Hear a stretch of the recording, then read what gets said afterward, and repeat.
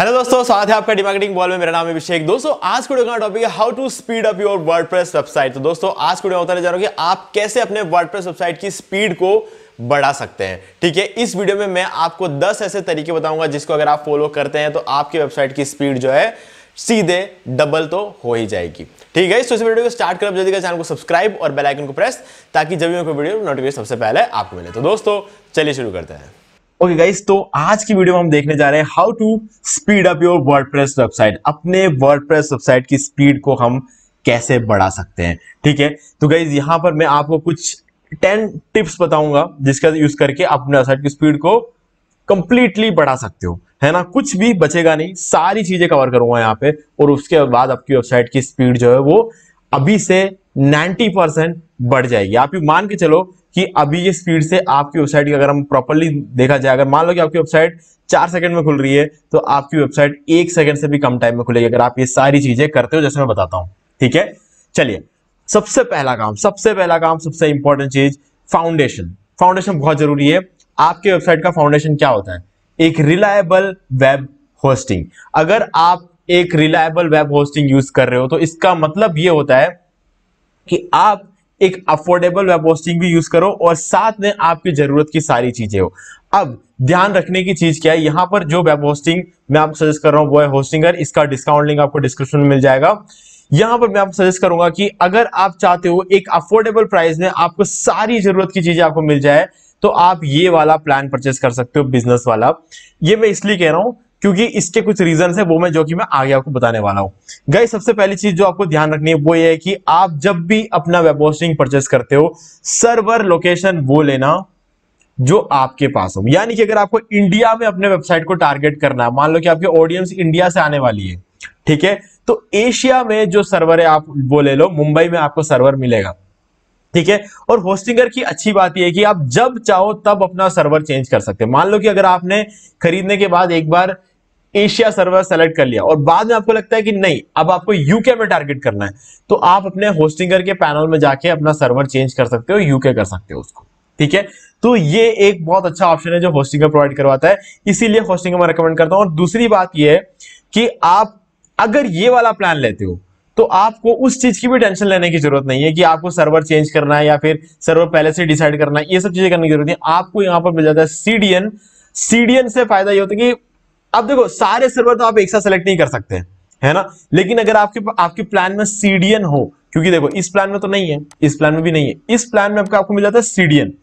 CDN होने से क्या होगा कि दुनिया भर के सर्वर आपके हो जाएंगे। मतलब कहने का मतलब यह है कि आपने सर्वर तो मान लो एक सेलेक्ट आपने कर लिया एशिया वाला, ठीक है, अब आपको दुनिया भर से ट्रैफिक लेकर आना है, आप सब जगह टारगेट करने वाले अपने वेबसाइट को, तो उस केस में आपको सीडीएन को होस्टिंगर के पैनल में जाके सीडीएन को इनेबल कर देना है।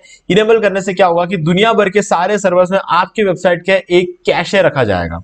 ठीक है, अगर मान लो कि आपका ओरिजिनल सर्वर कुछ खराब भी हो जाता है तो जब तक वो खराब रहता है ना तब तक आपका दुनिया भर के सर्वर में जो कैशे है ना वो काम करता रहेगा, मतलब आपकी वेबसाइट खुलती रहेगी। सीडीएन का पहली चीज तो ये है।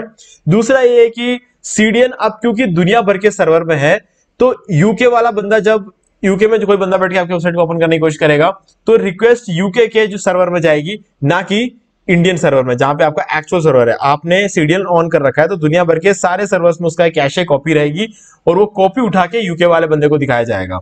ठीक है, तो इससे क्या होगा कि उसके लेटेंसी कम हो जाएगी। लेटेंसी कम होने से क्या होगा, स्पीड बढ़ जाएगी। ठीक है, तो सिंपल सी बात है, सीडीएन दुनिया भर के सारे लोकेशन में एक साथ आपकी वेबसाइट को रखता है, और अगर आप सीडीएन नहीं लेते हो तो दुनिया के किसी एक सर्वर में आपकी वेबसाइट रहेगी, ये फर्क पड़ जाता है। ठीक है, और कंप्लीट वर्डप्रेस ऑप्टिमाइजेशन आपको यहां पे देखने को मिलता है इस प्लान में। इस वजह से भी मैं ये रेकमेंड करता हूं, क्योंकि देखो होस्टिंग भी अलग अलग टाइप के होता है। शेयर्ड होस्टिंग होता है, मैनेज वर्डप्रेस होस्टिंग होता है, वीपीएस होस्टिंग होता है, क्लाउड होस्टिंग होता है।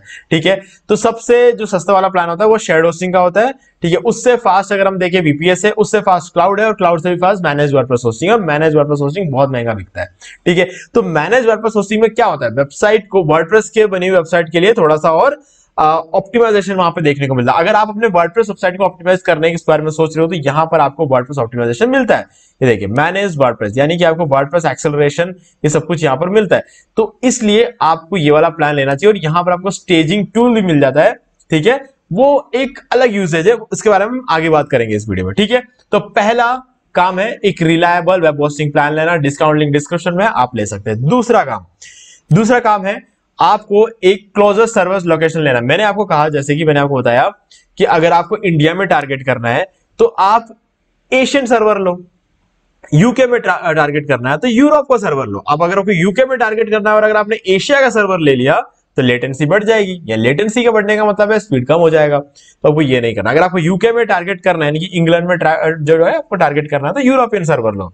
अगर आपको अमेरिका में टारगेट करना है तो अमेरिकन सर्वर लो, ठीक है। डलास में आपको इसका सर्वर देखने को मिल जाएगा, ठीक है। तो आप वो चीज जो है सेलेक्ट कर सकते हो, होस्टिंग करके पैनल में आप कभी भी चेंज भी कर सकते हो। लेकिन अगर आप ये वाला प्लान लेते हो तो आपको कभी चेंज करने की जरूरत नहीं पड़ेगी, क्योंकि आप सीडीएन ऑन कर सकते हो, ठीक है। अब ये हो गई बात। तीसरा काम है सीडीएन, कंटेंट डिलीवरी नेटवर्क रखना। मैंने आपको जैसा ही कहा, पहले ही मैंने आपको बता दिया, कंटेंट डिलीवरी नेटवर्क आपके पास होता है। तो 3 चीजें तो यहां पर कवर हो गई, ठीक है। अब बचे हुए 7 चीजों के बारे में हमें बात करनी है। ऑप्टिमाइज इमेजेस को आपको ऑप्टिमाइज करना है। गाइज एक प्लगइन है, मैं आपको बताता हूं। अभी प्लगइन को मैं यूज करके नहीं बताऊंगा, क्योंकि यूज करके बताया हुआ ये वीडियो है। आपको यूट्यूब पर सर्च करना है how to optimize images in WordPress. आपको हमारा ये वाला वीडियो मिलेगा। ये जो वीडियो आप देख रहे हो 2300 व्यू है, 5 महीने पहले डाला मैंने इस वीडियो को। इस वीडियो को अगर आप देखोगे तो इसके अंदर आपको पूरा तरीका बताया कि आप कैसे इमेज को ऑप्टिमाइज कर सकते हो, ठीक है। प्लगइन का नाम है स्मश, ठीक है। तो आप जाओगे प्लगइन्स में जाना, ऐड न्यू में जाना, और यहां पर आपको लिखना है स्मश, और स्मश प्लगइन को आपको इंस्टॉल कर देना है। फ्री है, इंस्टॉल करो, और ये आपके इमेजेस को ऑप्टिमाइज करने में आपकी हेल्प करेगा। ऑप्टिमाइज भी करेगा, कंप्रेस भी करेगा, और लेजी लोड भी करेगा। सारी चीजें करना, आपको जो भी करना है आप कर सकते हो। तीनों में आपकी वेबसाइट की स्पीड जो है वो बढ़ जाती है, ठीक है। तो कैसे यूज करते हैं, मैंने इसका कंप्लीट वीडियो बनाया हुआ है। आपको यूट्यूब पे ये सर्च करना है how to optimize images in WordPress, और आपको ये वीडियो मिल जाएगा, ठीक है।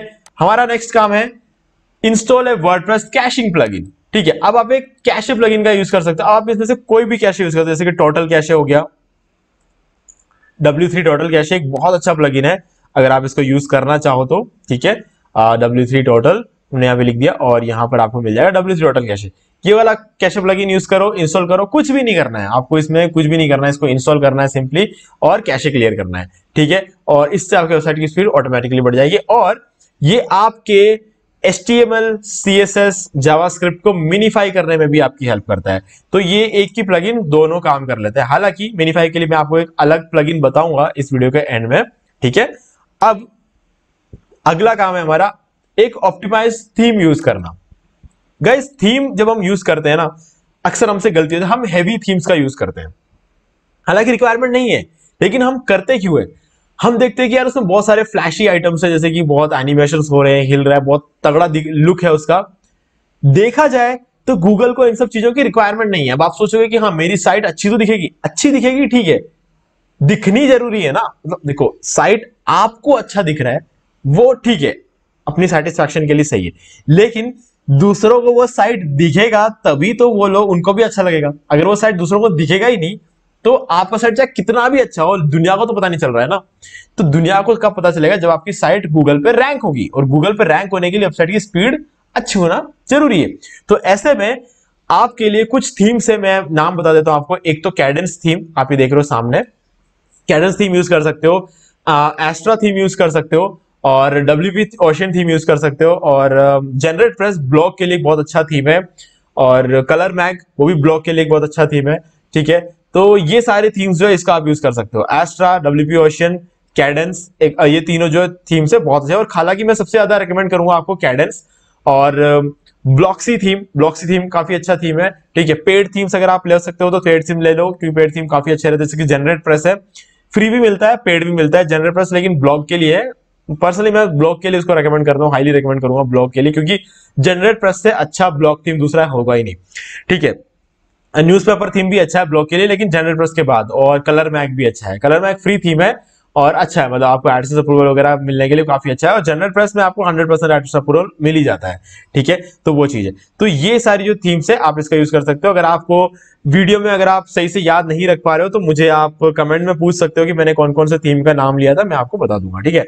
Astra, WP Ocean, Kadence, Blocksy, GeneratePress, Newspaper और कलर मैग, ठीक है। ये सारे थीम्स जो है इसका आप यूज कर सकते हो।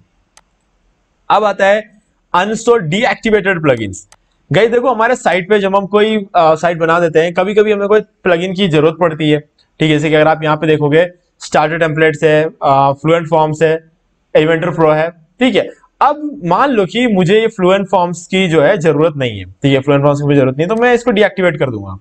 ठीक है, डीएक्टिवेट तो करना है, तो करना ही करना है, लेकिन डीएक्टिवेट करने के बाद उसको ऐसे छोड़ना मत, क्योंकि ये है तो आपके साइट पे ही ना, साइट का लोड बढ़ा रहा है, तो इसलिए इसको डिलीट कर देना। डिलीट पे क्लिक करो और सिंपली ओके पे क्लिक कर दो, डिलीट हो जाएगा।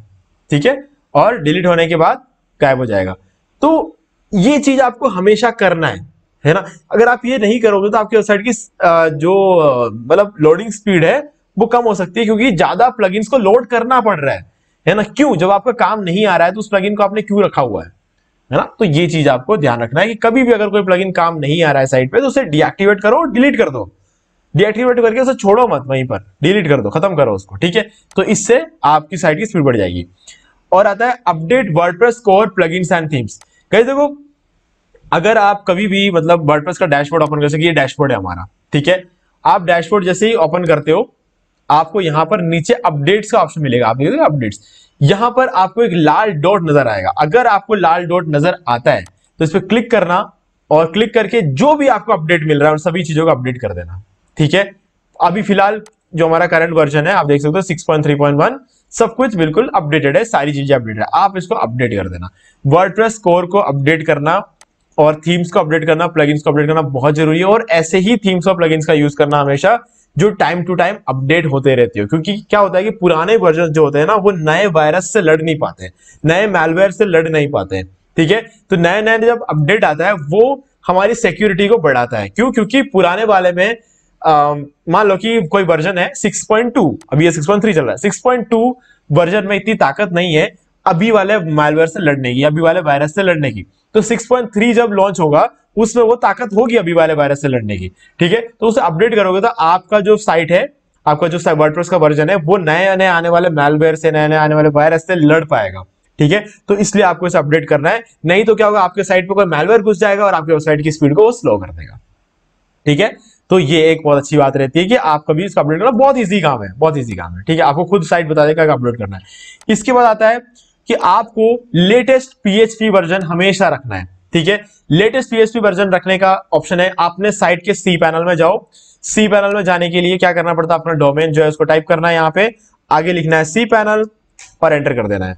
ठीक है, तो ये सी पैनल जो आपको ओपन हो जाएगा और आपको यूजर नेम और पासवर्ड मांगा जाएगा। जब भी आप वेब होस्टिंग परचेस करते हो तो आपको यूजर नेम और पासवर्ड प्रोवाइड किया जाता है। वहां से यूजर नेम और पासवर्ड कॉपी करो, पेस्ट करो, सी पैनल लॉग इन करो। सी पैनल लॉग इन करने के बाद आपको वहां पे देखिए यूजर नेम और पासवर्ड आता है, इसको सी पैनल को लॉग इन करो और अंदर जाके आपको टाइप करना है पीएचपी वर्जन, और लेटेस्ट पीएचपी वर्जन को आपको सेलेक्ट कर लेना है। ठीक है, लेटेस्ट पीएचपी वर्जन सबसे टॉप पे होगा, आपको सिंपली उसे सेलेक्ट करना, दिमाग लगाने की जरूरत नहीं है कि अभी कौन सा लेटेस्ट चल रहा है, टॉप पे जो होगा उसे आप सेलेक्ट कर लेना है। ठीक है, तो इससे आपका पीएचपी वर्जन जो है वो सेलेक्ट हो जाएगा। इसके बाद आता है, अगर आपको पीएचपी वर्जन सेलेक्ट करना नहीं आ रहा है, कोई भी दिक्कत आती हो, आप मुझे कमेंट बता देना, मैं उस पर एक अलग से वीडियो बना दूंगा। ठीक है, कोई इश्यू नहीं है, बता देना आप, है ना। चैनल को सब्सक्राइब करना, वीडियो को लाइक करना और कमेंट करके मुझे बताना कि इनमें से कोई भी चीज अगर आपको करना नहीं आ रहा है तो कैसे करना है मुझे बता देना, मैं आपको उसके लिए अलग से वीडियो बना के बता दूंगा। ठीक है, इसके बाद आता है मिनिफाई HTML CSS एंड जावास्क्रिप्ट। ठीक है, अब इसके लिए एक प्लगइन है ना, आप प्लगइन्स में जा सकते हो, ऐड न्यू पे क्लिक करेंगे और यहां पर टाइप करना है ऑटो ऑप्टिमाइज। सॉरी, यहां पर कुछ स्पेलिंग मिस्टेक हो गई। ये रहा ऑटो ऑप्टिमाइज, ये वाला जो प्लगइन है इसको आपको इंस्टॉल कर देना है। इंस्टॉल करके आपको जो है इसको एक्टिवेट करना है, मैं आपको करके बता देता हूँ। ठीक है, इसके लिए नहीं तो मुझे अलग से वीडियो बनाना पड़ेगा, तो ये वाला मैं करके बताता हूँ, क्योंकि अभी हमने डैशबोर्ड ओपन कर रखा है और हमारे लिए कोई बहुत बड़ा एफर्ट नहीं है इसको करना, तो मैंने इसको एक्टिवेट कर दिया। और इसके बाद जो ऑटो ऑप्टिमाइज है, इसको आपको सेटिंग में जाना है, आपको यहाँ पे देखना है कि कहाँ पर आता है ऑटो ऑप्टिमाइज का ऑप्शन।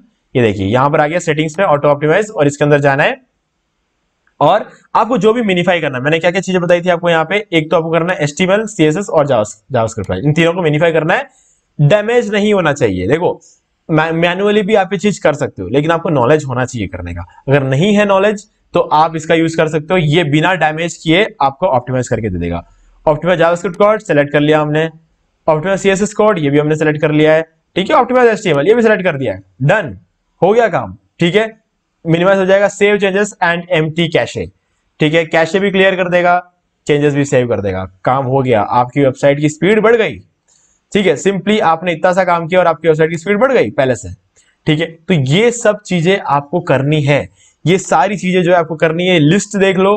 ठीक है, जहां प्रॉब्लम आ रही है मुझे बताओ, मैं उस पर एक अलग से वीडियो बना दूंगा, और आगे बढ़ो अपने लाइफ में। ठीक है, चीजें करो, सीखो और आगे बढ़ो। ठीक है, ये एक ऐसा प्लेटफॉर्म है वर्डप्रेस जिसपे अगर आपको काम करना आ गया, सही से वेबसाइट बनाना आ गया, तो आप अपने घर पे बैठे बैठे कमाई कर सकते हो। आज के डेट में एक पैसिव इनकम होना बहुत ज्यादा जरूरी है, तो जब तक आप चीजों को सीखोगे नहीं, चीजें आगे नहीं बढ़ेंगी, है ना। तो इसलिए आप कुछ भी डाउट हो मुझसे पूछना, मैं आपकी हेल्प करूंगा। ठीक है गाइज, तो उम्मीद है कि वीडियो पसंद आया होगा, वीडियो पसंद को लाइक जरूर कर दे और चैनल को सब्सक्राइब करके बेल आइकन जरूर प्रेस कर ले। वेब होस्टिंग का डिस्काउंट लिंक आपको इस वीडियो के डिस्क्रिप्शन मिल जाएगा, वहां से आगे आप परचेस कर सकते हैं, आपको मिलेगा 75% का डिस्काउंट, फ्री डोमेन और प्लस 3 मंथ्स फ्री भी। ठीक है गाइज, तो अगर आपने अभी तक इस चैनल को सब्सक्राइब नहीं किया, चैनल सब्सक्राइब कर लें, क्योंकि इसी से आपको आगे हमारे वीडियोस के नोटिफिकेशन मिलते रहेंगे। तो दोस्तों, आज की वीडियो में सिर्फ इतना ही, देखने के लिए आपका बहुत बहुत धन्यवाद। तो दोस्तों, उम्मीद है वीडियो पसंद आया होगा, बस वीडियो को लाइक भी कर दीजिए, शेयर भी कीजिए, अगर आपने अभी तक इस चैनल को सब्सक्राइब नहीं किया तो चैनल से लीजिए और बेल आइकन को प्रेस करना बिल्कुल नोटिफिकेशन सबसे पहले आपको मिलेंगे। तो दोस्तों, आज की वीडियो में सिर्फ इतना ही, देखने के लिए आपका बहुत बहुत धन्यवाद।